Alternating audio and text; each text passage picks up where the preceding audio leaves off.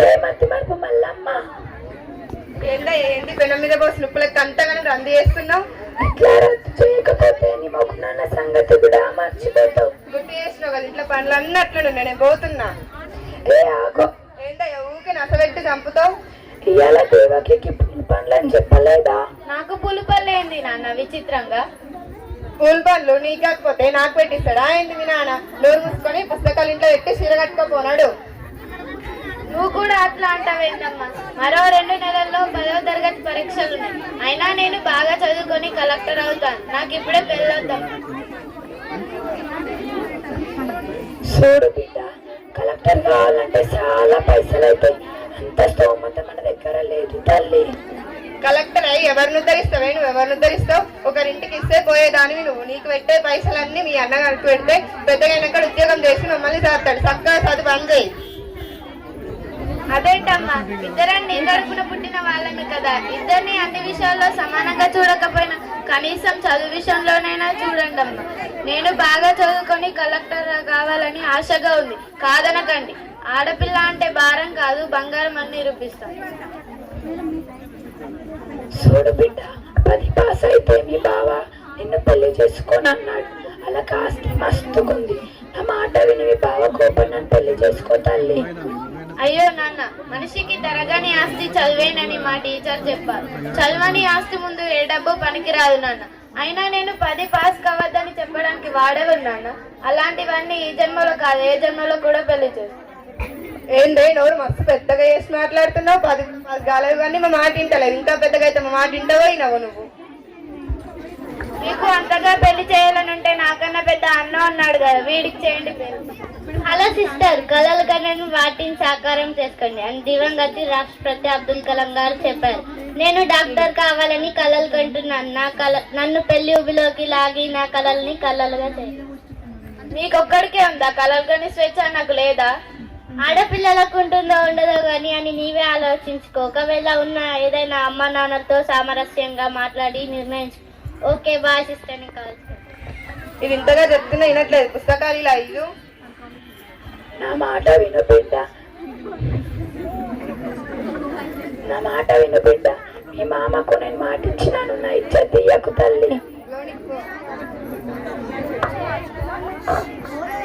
అయ్యో, ఏం చేయాలి ఏం చేయాలి ఏం చేయాలి?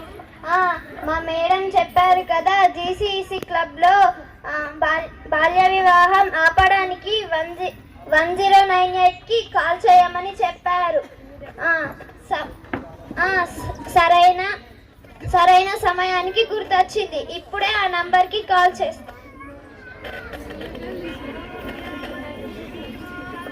హలో, ఫోన్ ఎత్తండి మేడం, ఫోన్ ఎత్తండి మేడం, ఫోన్ ఎత్తండి మేడం, ప్లీజ్ మేడం. హలో, ఎవరు? హలో మేడం, నేను దేవకి మాట్లాడుతున్నాను. ఎందుకమ్మా ఏడుస్తున్నావు? మేడం, నాకు చదువుమానేపించి పెళ్లి చేస్తా అంటున్నారు. ఎలాగైనా మీరే కాపాడాలి. నువ్వేమీ భయపడకు, నేను వెంటనే పోలీసులను పంపిస్తున్నాను. Hello police station.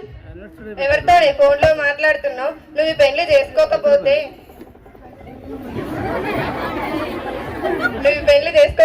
ఈ పురుగుల మందు తాగి చస్తా. నేను పెళ్లి చేసుకుంటాను, తాగద్దు. మా బిడ్డలో అనుకో. రండి లచ్చన్న బాబా, ఇప్పుడే వస్తున్నారా?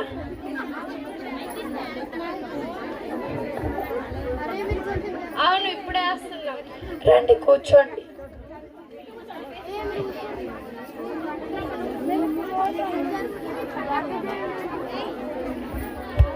ఇష్టయ్య బావా, చెల్లమ్మ ఆడుంది. లోపల బిడ్డ దగ్గర ఉంది. 10 నిమిషాల్లో దివ్యమైన ముహూర్తం ఉంది సుమి. రావుకాలం రాకముందే తాంబూలాలు మార్చుకోండి. అమ్మాయిని తొందరగా తీసుకురండి, నా దద్దోజనం. మళ్ళా మా బిడ్డను తీసుకురా.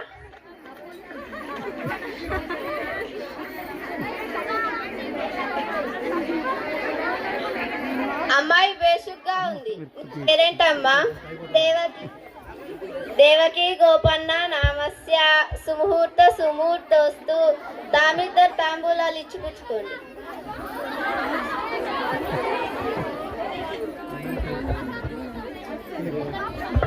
స్టాప్ ఇట్ కానిస్టేబుల్స్, వీళ్ళందరినీ దిగెక్కించండి.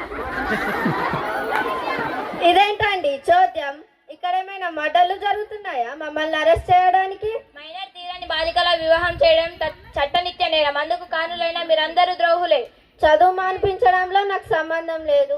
పెళ్లి చేయడం తల్లిదండ్రుల నిర్ణయం. పెళ్లికి ముహూర్తం నిశ్చయించడం నా వంతు. నన్నెందుకు అరెస్ట్ చేస్తున్నారు? నా దద్దజనం. నేరం చేసిన వారికి సహకరించడం కూడా నేరమే. మైనర్ తీరని బాలికల చదువు మానిపించి పెళ్లి చేయడం చట్టనిత్య నేరం. మా బిడ్డకు మేం పెళ్లి చేసుకుంటే మీకేందయ్యా మధ్యలో బాధ?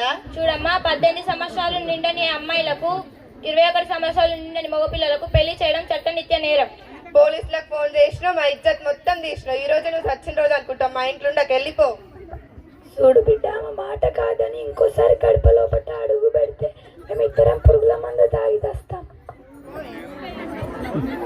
దండం పెడతాను సార్, మా వాళ్ళని వదిలేయండి. నన్ను ఎక్కడైనా చదువుకోవడానికి చోటు ఇప్పించండి.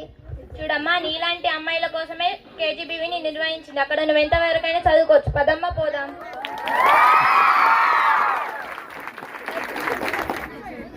కలెక్టర్ అమ్మగారిని కలవాలమ్మా. ఎందుకమ్మా? మా బాధను ఎడబోసుకుందామని వచ్చామమ్మా. ఒక్క నిమిషం ఆగండి. మేడం మేడం, మిమ్మల్ని కలవడానికి రైతు దంపతులు వచ్చారు మేడం. ఎక్కడి నుంచి? చెప్పలేదు మేడం. లోపలికి రమ్మనండి. Okay madam.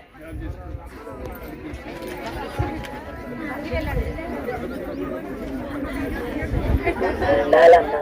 నమస్కారం, చెప్పండి. ఉన్నదంతా అమ్ముకొని కొడుకును డాక్టర్ చదివించిన గాడు మా దగ్గరికి అస్సలేడని మేమే గాడి దగ్గరికి పోతే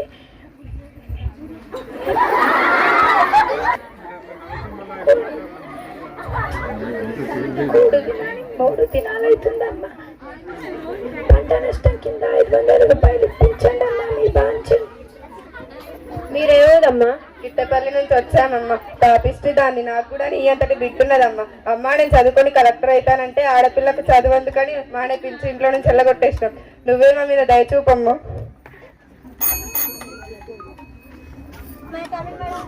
కమింగ్. ఆర్డీఓని రమ్మనండి. ఎస్పీ గారు, నా ఛాంబర్కి రండి. Good morning madam. Good morning. మన జిల్లాలో పంటలు పండించే రైతులందరికీ 24 గంటల్లోపు నష్టపరిహారం అందించండి. ఈ విషయంలో ఆలస్యం అయితే all will be suspended. Mind it. Okay madam.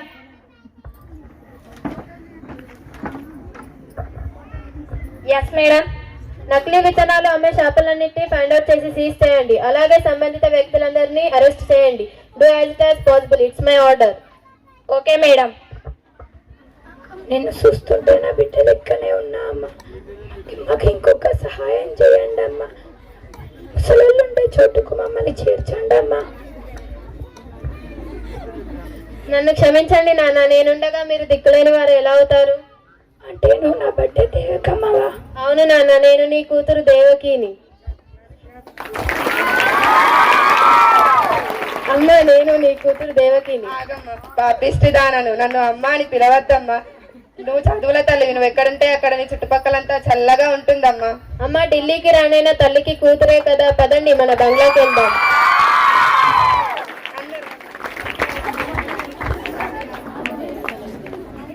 నేటి సమాజంలో చదువుకోవాలనుకున్న ఆడపిల్లలను చదివించి వాళ్ళ భవిష్యత్తుకు బంగారు బాట వేయటం మన అందరి బాధ్యత. బాలికలను చదివించండి, దేశాన్ని బాగుపరచండి. ప్రకాశవంతమైన రేపటి కోసం బాలికలకు శక్తినివ్వండి. బేటీ బచాओ బేటీ పढ़ाओ.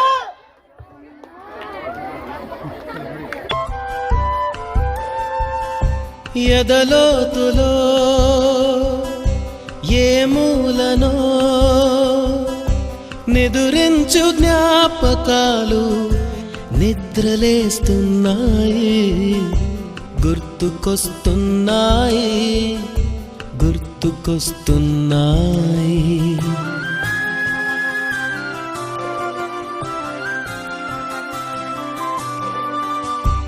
ఈ గాలిలో ఏ మమతలో మా అమ్మ మాటలాగా పలకరిస్తున్నాయి, గుర్తుకొస్తున్నాయి, గుర్తుకొస్తున్నాయి.